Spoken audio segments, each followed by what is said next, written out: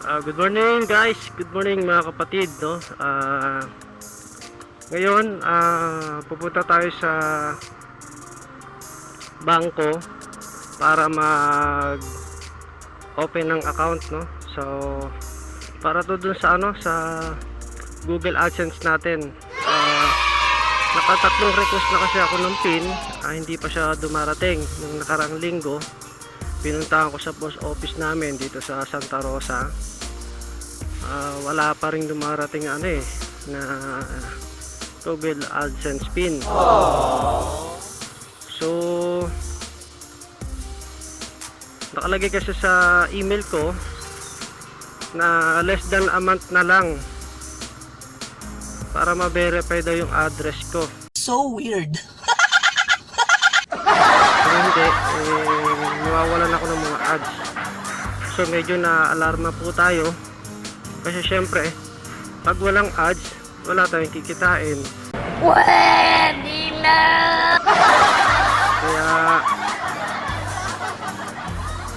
ang option natin is kailangan ma-ready na natin yung bank account natin para if ever na may ibang option para makakuha tayo ng AdSense PIN is may i-connect na natin dito sa account natin, no? So para yung sahod o yung kikitain natin didiretso na dun sa bangko natin, no?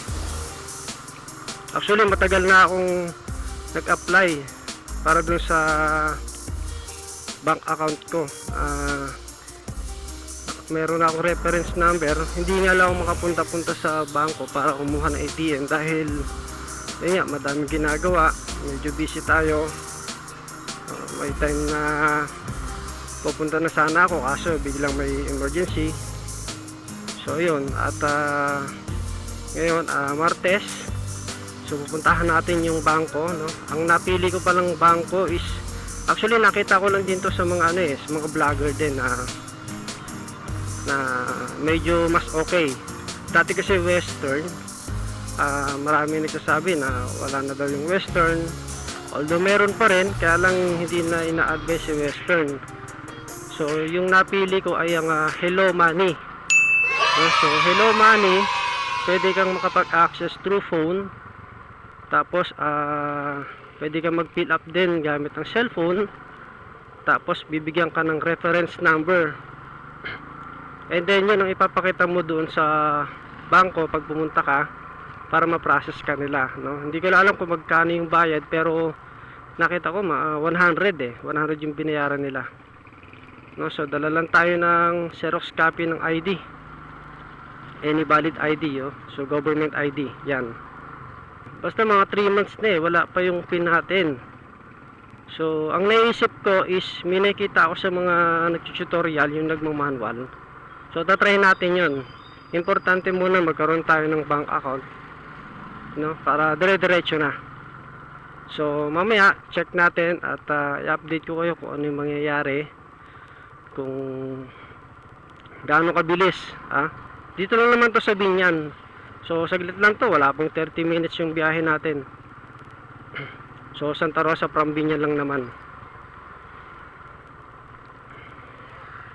So sana maayos na ito at hindi naman ganun kalakihan yung kinikita natin. At least para maproseso na rin, para kahit pa paano, di ba, tumatakbo yung ating dollars. Maliit lang naman ang kinikita natin sa YouTube. Actually hindi pa ako nakakasahod, first time ko pa lang kasi pinupuno pa natin yung $100 na threshold. So pero may mga nagsasabi na, lalo yung mga streamer sa mga ka-GC ko, no? Sila na nagsasabi maliit lang yung sinasahod nila. So depende na lang yan kung magbo-boom yung views, no? Pero sa madaling salita, hindi ganun kalakihan ang sahod sa YouTube o ang isang YouTube creator o vlogger o ano man tawag dyan. Lalo na kung ordinaryong YouTuber ka, o bagong YouTuber, small YouTuber, no? Maliit lang talaga, maliit lang. Depende pa yan sa views. So, tiyagaan lang. Medyo magandang panahon ngayon, mga nakaraang araw kasi umuulan. Medyo na-alerto lang kasi ako talaga is yung email sa akin, tapos naka-highlight siya ng red na less than a month, parang ganito less than a month, kung hindi ko siya mapaprocess is mawawala yung mga ads ko, diba? Imagine mo may video ka, may upload ka, tapos wala kang ads, wala rin papasok kahit sabihin mong dollar cents lang yan mahalaga pa rin yun. Yan, ganda ng panahon, no? Maaraw na siya. Nung kahapon, makulimlim. So, recap lang tayo. February 23 pala ako na monetize. Tapos nag-apply tayo for monetization 26. So, na-approve naman siya.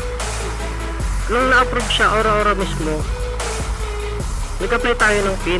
Nag-request tayo ng PIN.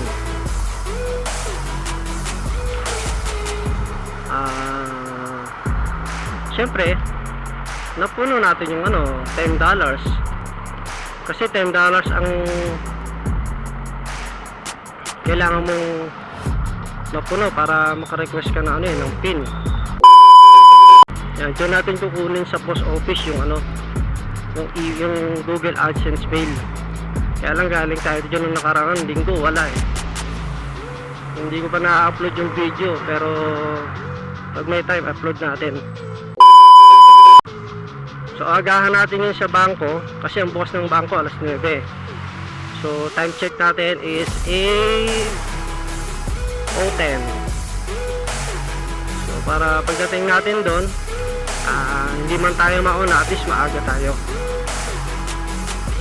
Actually matagal na akong nag-start sa pag-YouTube, pagbablog. Nung una, konting lang tayo, konting kwentuhan lang kung paano ako nagsimula sa pagbablog, no?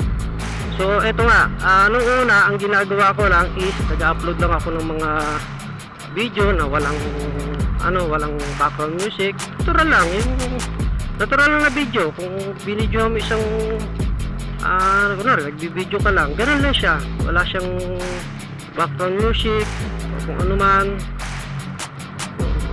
Ang unang-una ko in-upload is yung video ng mga anak ko. So sabi ko, ang purpose ko lang dito is para lang self-purpose lang, para makita ko lang yung mga anak ko na eto sila nung maliliit, ganun. So eto na, nakita ko sa isang vlogger na meron palang meron palang kung tawagin is kumikita rin pala dyan. So ako excited ako, hindi ko pa alam ang ang kalakaran sa YT. So ako nag-excited, nag-upload ako na nag-upload video ng mga anak ko. So ang nangyari, sabi ko, bakit walang nangyayari? Yung subscriber ko dalawa pa rin, tapos yung views ko hindi siya pumapalo hanggang 5, minsan pinakamarami na 3, 4, ganyan. So sabi ko, parang may mali. Hindi ko naman talaga alam, wala naman nagturo sa akin. So ayun nga, so ang ginawa ko, nag-research ako, nanood ako ng mga YouTube, tutorial, paano mag-start mag-vlogging, no? So doon ko nakita na may mga proseso pala yan. Hindi yan yung instant na pag nag-upload ka, kikita ka na, marami ka ng subscriber, marami nang manonood sa'yo, no? Marami nang manonood sa'yo. Ganun ang thinking ko. Kasi wala naman nagpaliwanag sa akin, wala naman nagturo sa akin. So nung nalaman ko na ganito pala yun, so inaral ko siya. Tapos tinignan ko kung papaano. So step by step. Ang kagandahan lang doon is may mga Tagalog na tutorial talaga. So yun, medyo natulungan ako kung paano yung mga diskarte. Oops, teka, huli to. Walang helmet, sigurado to. Okay. So, commercial, no? Anyway, so yun nga, naaaral ko siya kung paano. So, nag-upload ako, inayos ko yung mga title niya, description, pati yung tags, no? All in all, alam to ng mga vlogger, no? So, para lang to sa mga baguhan, no? So, pag mag-upload tayo ng video, hindi siya ganoon kadali, hindi siya basta-basta. Ibig sabihin, kailangan mo pa siyang ayusin.